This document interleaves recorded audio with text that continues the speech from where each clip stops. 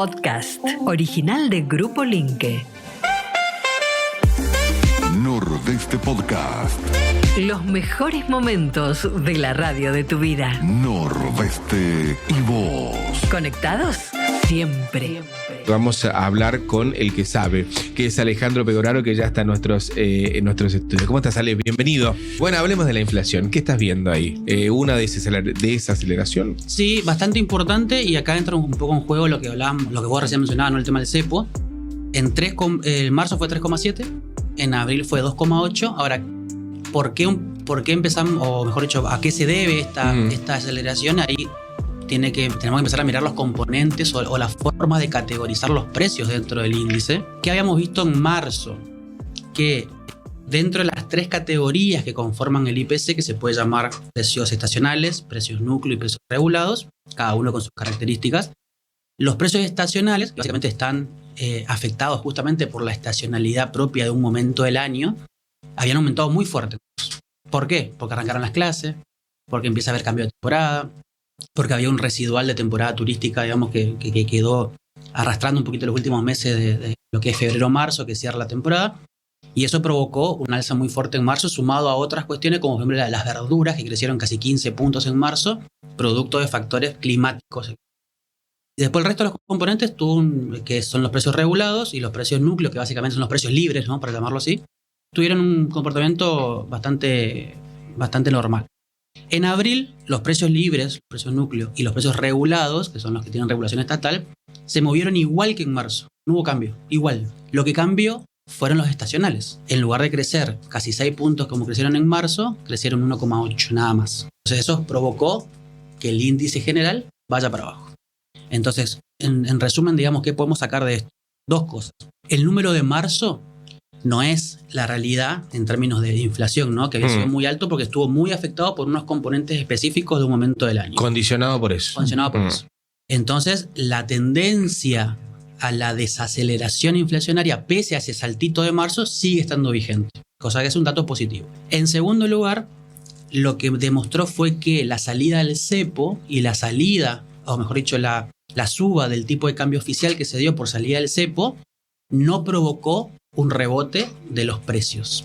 Recordemos, ¿no? Cuando sale el cepo, el tipo de cambio oficial crece en promedio 8% durante ese periodo de abril, pero lo que pasó de positivo es que subió un poquitito el tipo de cambio oficial, porque se dio el cepo, pero los tipos de cambios paralelos, el dólar MEP, el dólar CCL y otros dólares paralelos, en lugar de crecer igual al mismo ritmo, bajaron. Es como que encontraron un punto de unión. Uno subió, el resto bajó. Eso de alguna manera compensa el impacto en precios. Entonces, a diferencia de otros momentos que hubo una pequeña devaluación o brusca, dependiendo del caso, pero que siempre una devaluación trajo su correlato después, digamos, en un ajuste en precios, esta vez no ocurrió. Y es la buena noticia, la buena señal para el gobierno de que justamente toda corrección de precios que eventualmente podía haber sucedido por la salida del cepo no sucedió, y estamos en una situación igual a la que estábamos quizás en enero o febrero en términos de estabilidad. Esto lo que te permite de alguna manera es ser optimista o volver a ser optimista de cara al mediano plazo, de empezar a pensar un último trimestre del año posiblemente, una vez que terminen de acomodarse algunas cositas que surgen de la salida del cepo y de la modificación del esquema cambiario, y empezar a ver ya sobre el final de año una inflación que quizás comience con 1, que es el objetivo del gobierno, es el objetivo que lo tenía para esta etapa del año, que se vio medio postergada justamente por la modificación del esquema cambiario y que ahora vuelve a replotarse, pero un poquito más adelante. Entonces, O sea, ¿vos coincidís con el presidente que dice que la inflación del año que viene va a ser prácticamente en cero? difícil prácticamente en cero, pero sí considerablemente menor a la que venimos acostumbrados en los últimos años.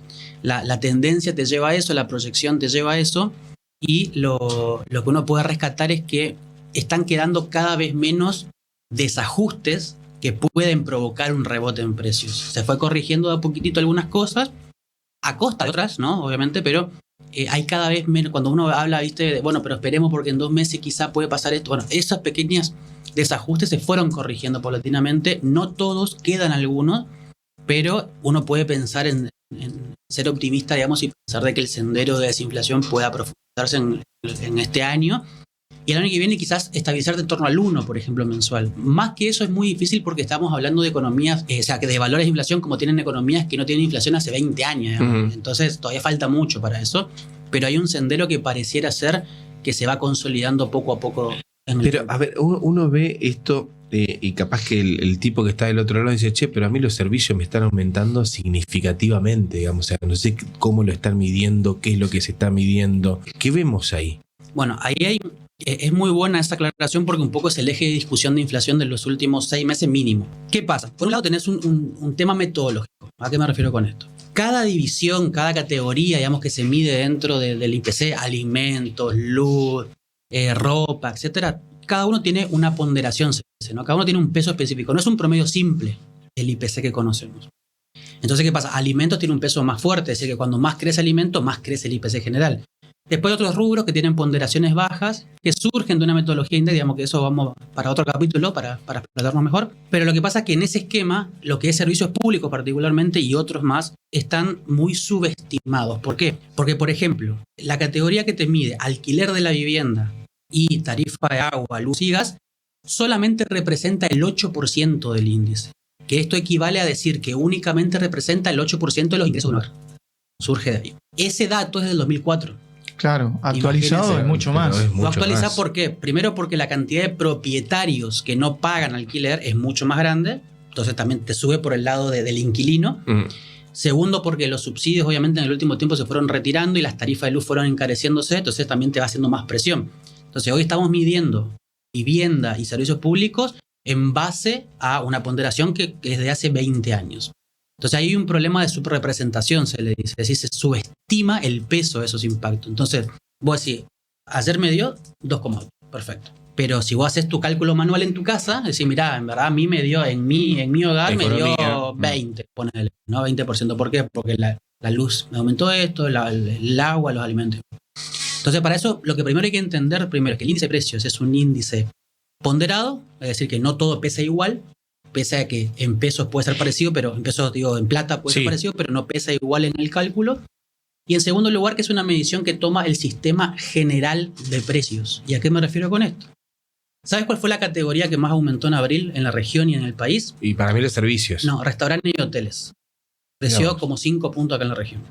Ahora, vos, en tu economía del hogar mensual, ¿pesa mucho salir a comer afuera o pasar una noche en hotel? No lo No, haces. porque no voy. Entonces, fíjate cómo se van compensando mutuamente algunas cuestiones. Entonces, lo que más subió en abril no te impacta lo otro, y por eso también te resulta raro.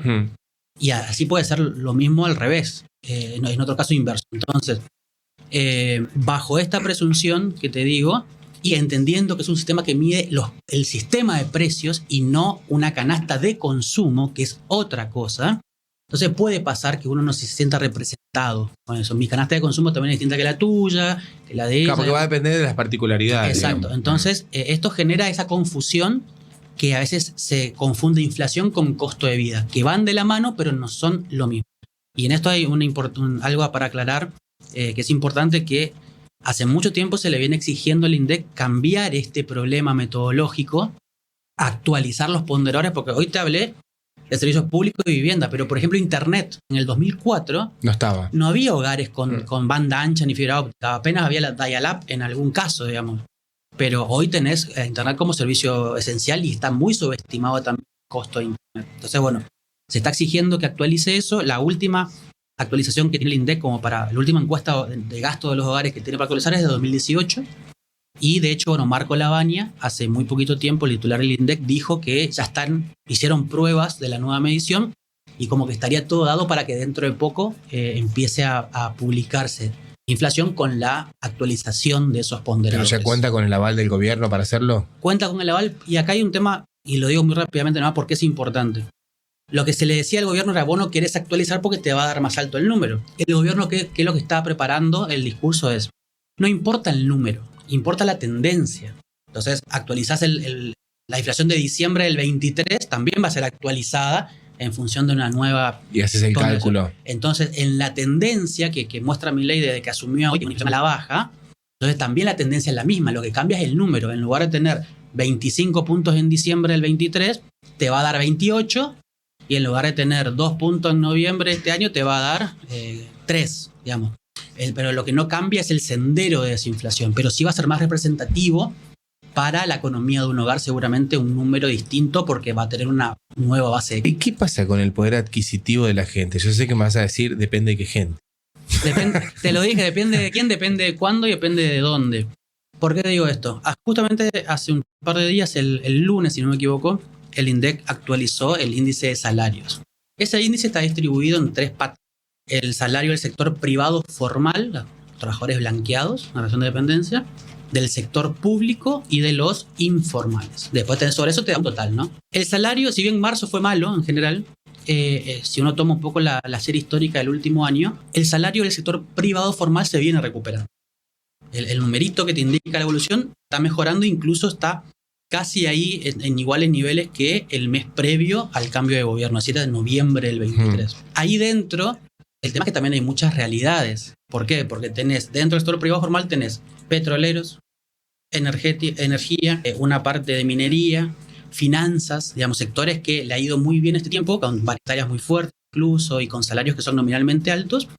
Y también tenés al empleado de comercio, al de la construcción y al de servicios varios, digamos, que no han tenido ese nivel de recuperación. Entonces hay mucha diversidad dentro de un grupo que crece, pero crece muy apoyado por un sector muy concreto. O sea, hay muchos trabajadores que todavía están con el salario retrasado. Y el sector público, que en verdad es el mayor de los problemas, porque en todo el país, a nivel nacional, provincial, municipal, dependiendo de los casos obviamente, pero en general el sector público, el salario está muy deteriorado, 15 puntos por debajo, para que tengan una idea, en términos de capacidad de compra, de hace... Pero, a ver, y la gente que todavía no vio recuperado su poder adquisitivo, ¿está medido, o sea, la cantidad de esa franja de gente? O sea, ¿son los más o son los menos? El sector privado formal tiene aproximadamente 6 millones de tipos en la Argentina.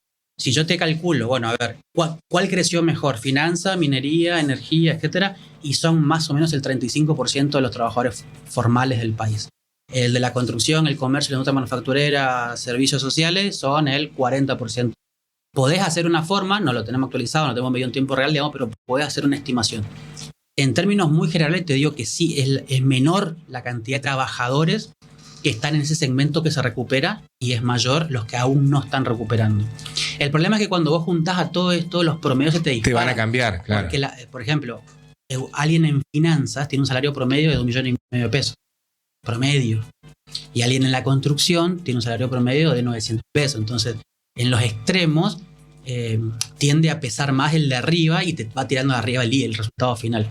Pero si queremos plantearlo así en un escenario muy global, son mayoría los laburantes, porque incluso el sector público también entra en juego, que aún no ven recuperado su capacidad de compra, por lo menos respecto al mes previo al cambio de gobierno, que es un poco el punto que nosotros siempre medimos para ver cuándo finalmente recuperan todo lo que perdieron solamente con este gobierno, y después empezamos a ver qué tan lejos estás del pico. ¿Y cuándo crees vos que va a empezar a recuperarse el poder adquisitivo de esa gente que es la mayor, la que más ocupa esta franja, ¿no? Y ahí tenés que ir sector por sector, en el sentido de que, por ejemplo, el comercio está mostrando una muy buena recuperación en el último tiempo. Digo muy buena no por la contundencia, sino por la sostenibilidad. Si mes a mes va mejorando un poquitito. Entonces, el trabajador que está en el rubro de comercio, si uno lo quiere medir por nivel de actividad económica y consumo, que todo eso te generaría mejor salario, bueno, estarían dentro de todo, estaría viendo pronto una eventual recuperación. Ahora, el trabajador de la construcción, por ejemplo, no está viendo una luz al final del horizonte porque no tiene obra pública, sobre todo acá en la provincia. Entonces, si el gobierno nacional te dice, mira, no vamos a hacer obra, salvo 2 o 3 anuncios que hicieron, pero en general no se va a reactivar la obra pública. Si las provincias están diciendo, che, mira, estoy teniendo un problemita con los recursos, por cosas que hemos hablado acá en la radio incluso, entonces las primeras cosas que voy a posponer eventualmente va a ser obra pública, ahí tenés otro problema. Y el privado, si bien hay inversiones privadas que van creciendo en el último tiempo en construcción, siempre fueron un volumen muy chiquitito de lo que es la construcción como rubro. Entonces, eso está mucho más lejos todavía. Y, por ejemplo, los públicos, el gran problema es que vos tenés el sector público nacional que sabés que es muy difícil volver a niveles de años previos bajo el esquema paritario que maneja el gobierno nacional. Puede tener las provincias, que bueno, cada uno tiene su realidad obviamente.